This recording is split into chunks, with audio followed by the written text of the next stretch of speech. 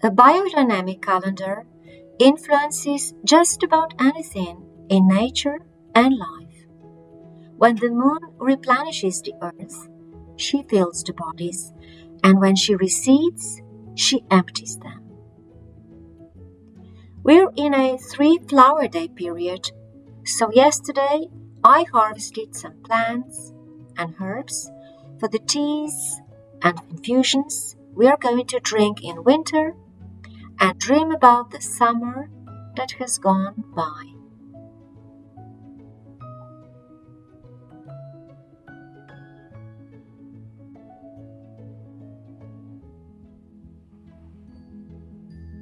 But today, in this beautiful morning, I'll go and pick some stinging nettle.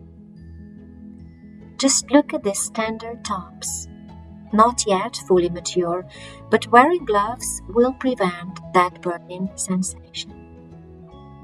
Very soft at the top.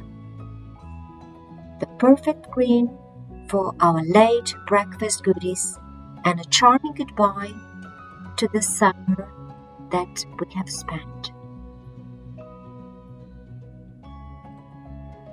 At the back of the house, off the short lane, you can always find wild plants.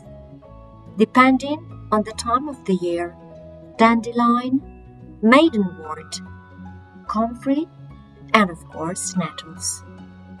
What we see here is the so-called Urtica dioica gracilis, which simply means it has the stinging hairs just at the back of the leaves and down the stem, but not at the surface of them. And today I'd like to show you how I pick them with my naked hands and how to break the hairs to prevent the sting.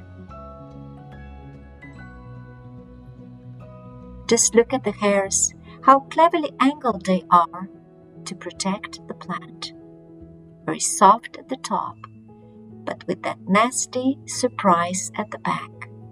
Hold them in that upright position and do the gentle movements downwards a couple of times as if milking. And the sting and the hairs will just disappear. Very soft to touch and gentle on the palate too. And the table is ready. Late summer fragrances and sounds just make you want to sit down and enjoy these last sunny days before the fog and rain set in. I love my nettle tea, and from my floral cup, it tastes even better.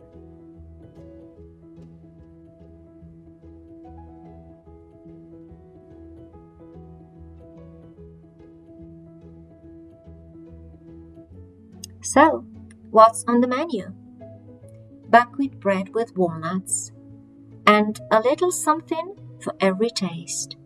The savory plate offers baked beans with black olives, goat cheese with cornus berries, cherry tomatoes, buckwheat porridge with a teaspoon of ricotta garnished with thyme, grana padano with fig chutney, and delicious chocolate tomatoes with oregano. On the sweet plate, some more cheese with cornus berries, double cream porridge mixture sweetened with honey and dried pear, and a spoonful of plum jam with walnuts.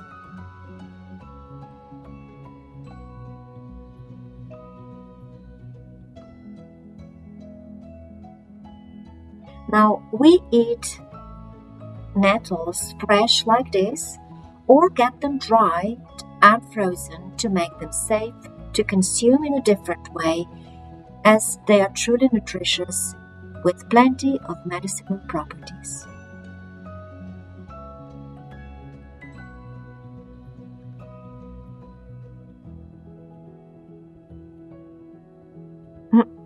Can be a bit tricky to take it off the plate, but what the heck, it's finger food anyway. Even our dog knows the benefits of such healthy eating, not so much into nettles though, and that lovely bouquet of flowers. Feast for the eyes.